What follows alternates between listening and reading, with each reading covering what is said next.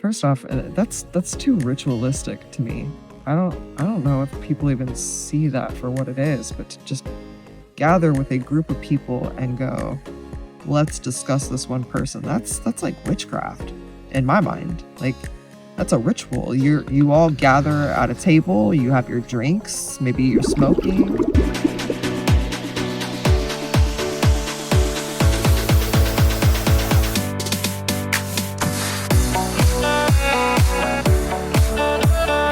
Okay. I cannot have the camera facing me when I am trying to talk. I lose my train of thought and I feel awkward for some reason. I'm not really sure what's going on. So I just wanted to touch base really quick because I'm filming this November 12th and it will probably go live later today, which is something I don't do. I usually let it sit on YouTube for a few days, but that's why my videos are spaced out the way they are. But I really just want to get out there that I am not normally so unhinged.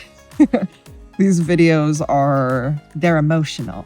I get a little bit intense, and I think there's been this continued idea that we need to normalize not having emotions. And so I just want to reiterate, it is normal to have and healthy to have emotions and move through those emotions. If you look at I had a trauma coach after I left Las Vegas. I was really trying to deal with a lot of things, and I ended up hiring a really well-known trauma coach. And one of the things that she showed us in class was it was an antelope and it was being chased by, I'm quite sure if it was a lion or what predator it was. It was one of the cat family, and the antelope got caught by the lion. I think it was a lion, and it just fell over. It just stopped, fell over. And so she was explaining to us the different responses, the trauma responses as they were happening. So it went into, at first it started with flight. When it realized that flight wasn't going to work, it went into freeze, and then it froze.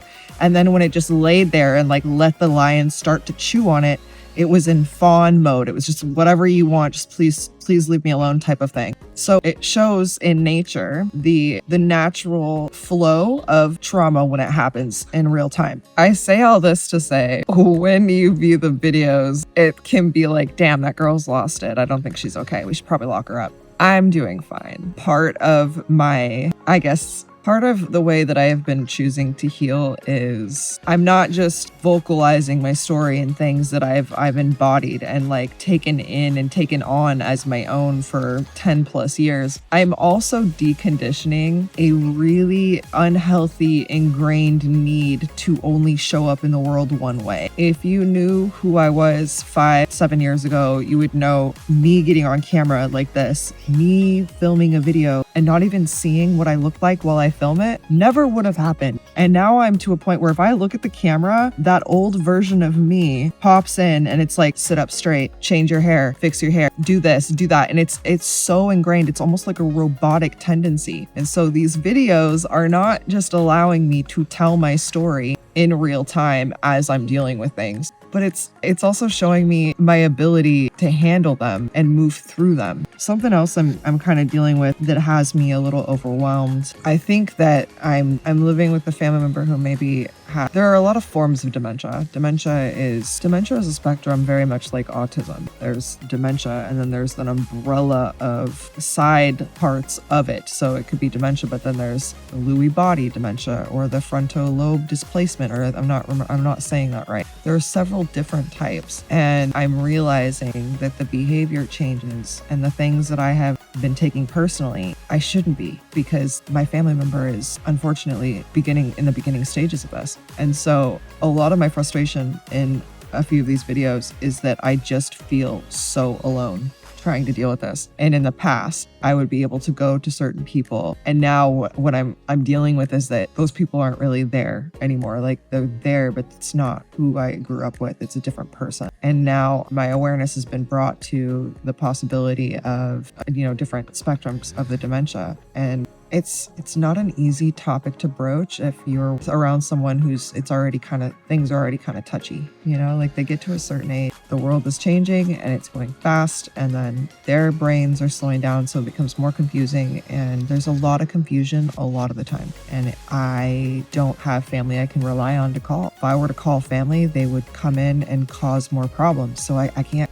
contact them. The last thing he needs is more chaos and confusion. And so I'm struggling a bit because I made the mistake of saying my YouTube channel, and I'm fairly sure my mother is probably watching or reporting, we're watching and then reporting back to others her version of things. And again, it just goes back to the trauma responses I was having when that was happening. And that was why I was trying to just not be here, so I wouldn't have any trauma responses, so I wouldn't react in a way that was a trauma response. So my next few videos are a compilation of 38 years of unhealed maternal pain, child pain from my maternal figure, and then being forced to see her, and then also the way I saw her because she was just not doing very well. There were so many emotional things that compiled. So when I'm doing these videos and I'm just like word vomiting and getting all of this stuff out, it looks pretty sporadic. And when I get into the topic of my kid's dad or the behavior from them, sometimes it can seem like I'm pointing the finger at my kid as well, and that's never the case.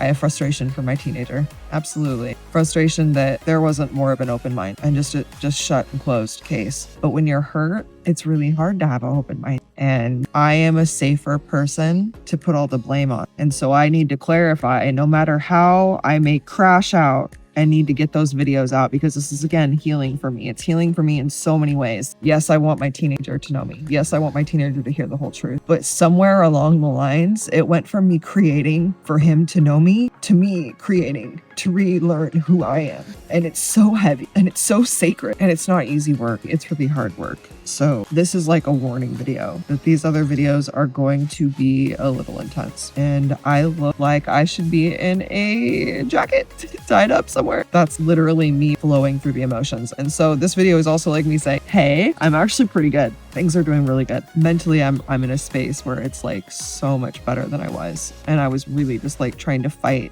feeling those feelings, but feeling it is healing it, right? Like we know this. So allowing myself to feel it and then get it out. I don't know why I'm being guided to do these things. I don't know if there's one person that's watching that's maybe aligned and feels the same about their life, and seeing my crash outs will help them. I don't know what it is. I don't know why I'm being pushed to just not just film these and then put them away. I'm being guided to put them on the internet. And again, I had believed that it was to ensure that my teenager knows who I am. It's become more for me. This has become more. This is sacred.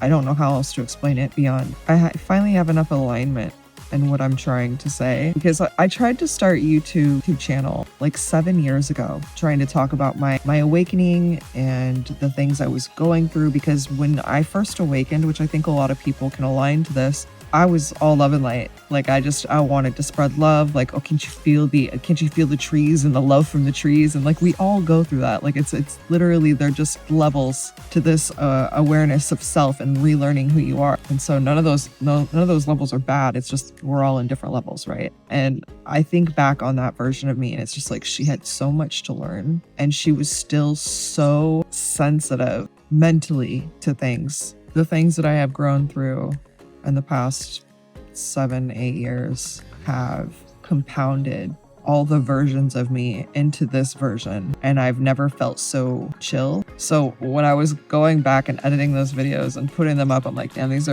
are really emotional, right? And in a world in 2025 where it's like you can control everything that everyone sees about you, are you sure this is what you want people to see? And then I have to go back to myself and go, is that old? Are you the old conditioning? Is this old model me coming out? Like, oh, we cannot put that on the internet. You can't let people see that human. Absolutely not. It's a weakness. They'll come get you. They're attacking you anyway, girl. They're attacking you anyway. They started attacking you when they saw how put together your business posts were. So here is me going, I realize that those videos are wacky. Your girl was freaking out, and I had every right to. Every reaction in those videos was valid as shit. That crash out, those crash outs, valid. So valid.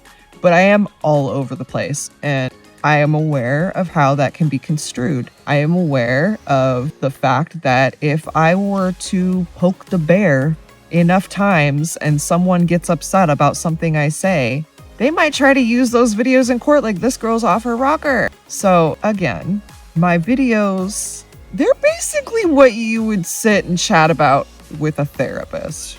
And unfortunately, a lot of the therapists that I've met, wonderful people, very good at what they do, but they haven't actually had even half of the life experience I've had. And while they may be able to provide a perspective that I don't see in that state, I usually terrify them. And I have been told verbatim by 3 different therapists in Salem, Oregon alone, you are beyond the realm of my profession. I don't have the scope to help you with this. My life experiences are comparable to celebrity life experiences because I fought really hard in my 20s to have those experiences, and I didn't realize, because they don't tell you that these experiences come with certain responses with the body. Not all of these experiences are going to be good. You could have PTSD for shoots for the rest of your life, which is something I do now have. I have PTSD with group shoots. I can't do group shoots anymore. I can't do group stuff anymore because of that PTSD. I have to be really careful about, the groups of people I work with in industry, because that's just one example of things. I'm a little off topic. So yeah, these videos that are coming up are a little crazy. Your girl was crashing out and I needed to have those crash outs. And another thing that I'm learning and seeing with these videos and editing and then going back and forth and filming and editing and going back and forth and actually posting them is I'm seeing where I need to adjust. Or I'm like, girl, that's what got you triggered? Let's adjust that. So these are really powerful ways of healing trauma or just any past pain in your body that you may have been holding on to that you told yourself you're not ready to deal with. I would suggest filming videos. And if you're not going to even post them online or anything, which, your job may not be able to handle that. I know that I would probably remove possible clients from my roster if they were to see this channel. I'm aware of that. I am also aware that people are not always mentally aware of certain things. They can only view me from where they are. So when that happens, I can't really get mad. We're not energetically aligned anyways. So anyone that would view this channel and go, oh my God, let me go cancel a shoot with her. Let me go make sure that I unfollow her and not support her anymore. Those aren't my people. They were never going to be my people. So I don't need to waste energy, time, emotion on what they're doing or how they think about me. I do get frustrated that there are so many small-minded people in the area that I'm in, and that one person's lies can sway an entire group. But again, if one person's blind lies, blind opinions because they don't like something I post or I've triggered them in some way, and so now they're again trying to stop a whole group of people from supporting me. If that group is swayed by that, I don't want to be around that group. I've lost nothing. The saying, the trash took itself out, applies. And I don't like to refer to people as trash, but that behavior is trash. I've always thought that behavior is trash. So I'm good at who I am.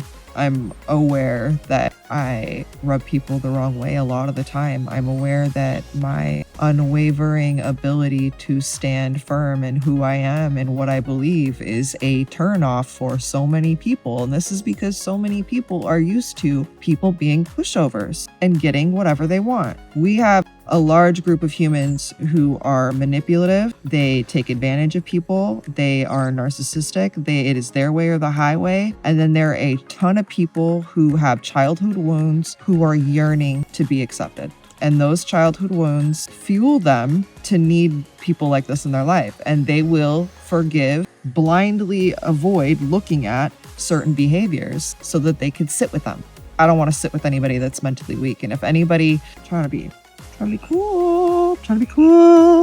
If you need to gather a large group of people to try to shift the perspective on a company, a person, you are mentally weak. I don't make the rules. This isn't an opinion I came up with. You cannot need to have a giant group of people follow you and then try to break someone down who doesn't need anyone. Because do you know the mental capacity that it takes for me to get up every single day, look at my Instagram, constantly see more people not not trying to support when I'm actively trying to grow it, which I'm shifting things now too. I'm like, fuck Instagram. It was fun for a while, but all it did was put me on radar. It like literally made me a target for just the wrong people, and the right people I'm not sure were able to find me. So I'm shifting things moving forward. Instagram's like second, whatever to me. I'll post photos every now and then, but I'm just not going to be on it like I was. Yeah, I'm realizing from my own standpoint that if anyone has got to have a whole group against one person, they can't stand alone. Oh, you are all wet. Oh, you are all wet. My dog is all wet. I have to take her inside. Yeah, let me just finish this and say, because I'm like kind of like, it's like word vomiting and I'm not getting this out. The mental capacity it takes to stand alone in a world that loves to gather and attack one person is insane. To be able to get up in 2025, go to an event alone in 2025, go do things alone, be seen alone, where groups of people can sit and talk about you and you don't care, that is a mental capacity. That is a mental strength there that is, you can't argue with that. You can't fight it. So when you see these groups of people, if you're someone that's like always standing alone, it's like a joke. You're like, wow, okay, so none of you would even be able to hang out. None of you could go out and have like a coffee or a drink with me, because what's important to you and what's important to me are two different things. I don't care about any of these things. I don't care about the validation of people. I do care about helping people. I do care about uplifting people. I do care about how my imprint on this world will be left. I care about the way my child is growing up. I care about the fact that I'm unable to talk to my child, and the only way that I can maybe relay things to my child is via YouTube right now. Maybe I should push the boundaries a bit, because I've only just sent texts. Maybe I should try to call. Maybe he would pick up. I haven't tried to call. I've been trying to respect the boundaries where I just send a text message every few days. Just a reminder, I love you, I'm here. Some sort of random motherly advice that he probably didn't want. Things that matter to me are my family, and helping my family, and helping people who don't have family, because I know what it feels like to be out in the world and not have that help and need that help. And so that's what my focus is right now. And people that gather together to discuss one person, first off, that's too ritualistic to me. I don't know if people even see that for what it is, but to just gather with a group of people and go, let's discuss this one person. That's like witchcraft in my mind. Like, that's a ritual. You all gather at a table, you have your drinks, maybe you're smoking, maybe you're all on your Instagram looking at the person you're discussing. That's a ritual. That's witchcraft. Like, you may not be calling it that, but if you consistently do that, it's weird. And again, big groups trying to take out one person, weakness. It's always weakness. So I feel like I'm repeating myself. This is going to be a longer video. I didn't want this to be a longer video. I gotta go. Okay, that's it. Bye.